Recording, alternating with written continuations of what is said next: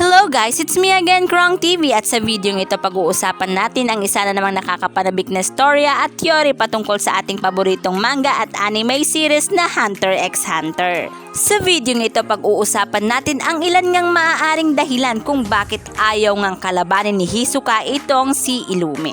Sa mundo ng Hunter x Hunter, walang permanenteng kaibigan, lahat ay laro. Lahat ay laban. Pero bakit sa lahat ng target ni Hisoka may isa lang siyang hindi tinatamaan? Si Illume Soldic.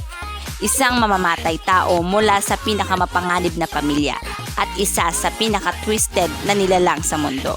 Kaibigan ba sila o baka naman may kasunduan silang kay dilim para maintindihan ng ordinaryong tao? Ang simula nga ng koneksyon ng dalawa. York New City Arc, Hisoka asked Illume for help para makapasok sa Phantom Truth.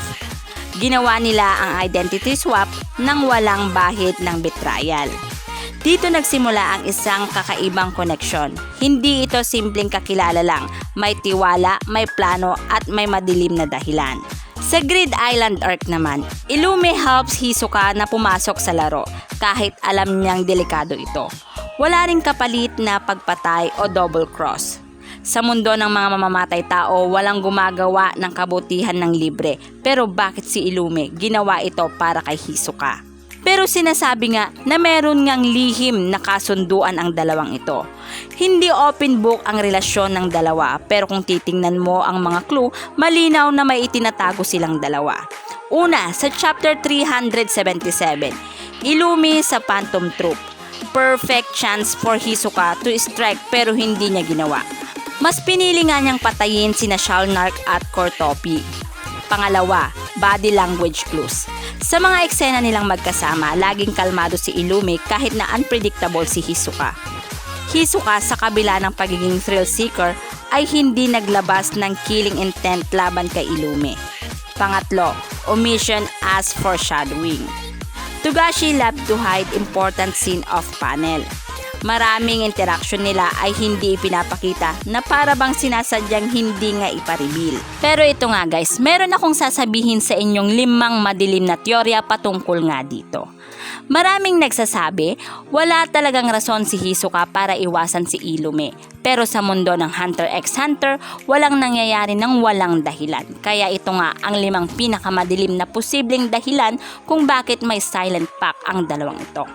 Una, contract of mutual survival. Posibleng may iisang misyon sina Hisoka at Illume sa Dark Continent na parehong critical sa kanila.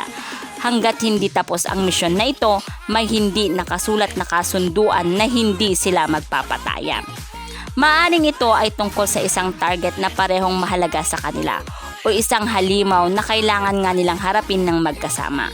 Sa Dark Continent, kahit ang pinakamalakas na tauhan ay walang garantiya ng kaligtasan. Ang pagkakaroon ng kakampi na kasing husay ni Illume ay malaking bentahe para nga kay Hisoka. Number 2, artistic preservation. Si Hisoka ay may kakaibang pananaw sa laban. Gusto niyang makipaglaban lamang kapag ang kalaban ay nasa rurok na ng lakas nito. Para sa kanya, si Illume ay isang unfinished masterpiece na mas magiging kapanapanabik na labanan kapag mas malakas at mas buo na ang kakayahan nito.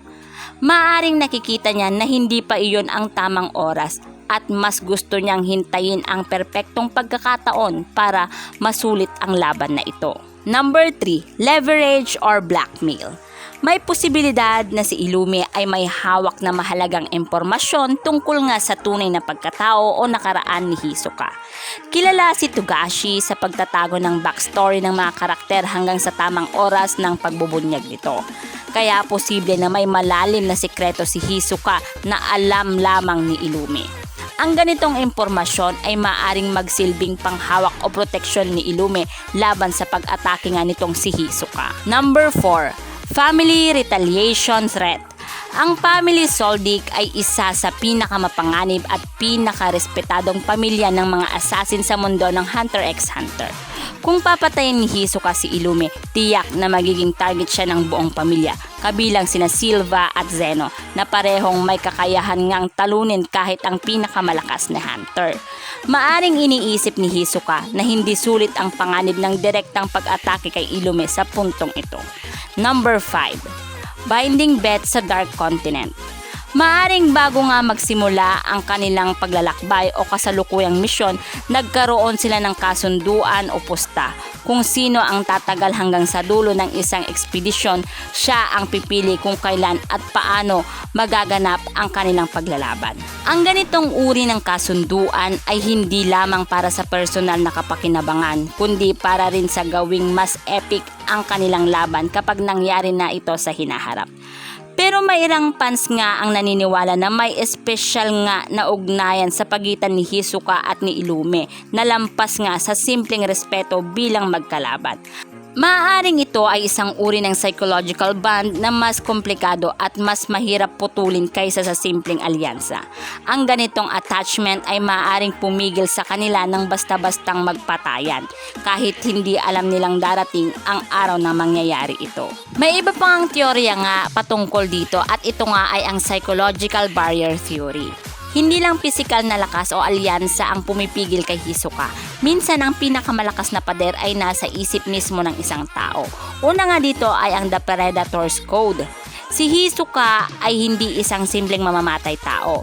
Isa siyang predator na may sariling moralidad at panlasa sa laban. Para sa kanya, ang perpektong laban ay parang pinakamagandang obra. Dapat nasa peak ng lakas ang kalaban at dapat tama ang timing. Kung sa tingin niya na hindi pa nasa rurok si Illume kahit gaano pa siya ka-curious, pipiliin niyang maghintay. Ito ay parang metal code na naglilimita sa kanya kahit wala namang aktwal na kasunduan. Pangalawa, mutual recognition. May isang klase ng respeto sa pagitan ni Hisoka at Illume na mahirap ngang ipaliwanag.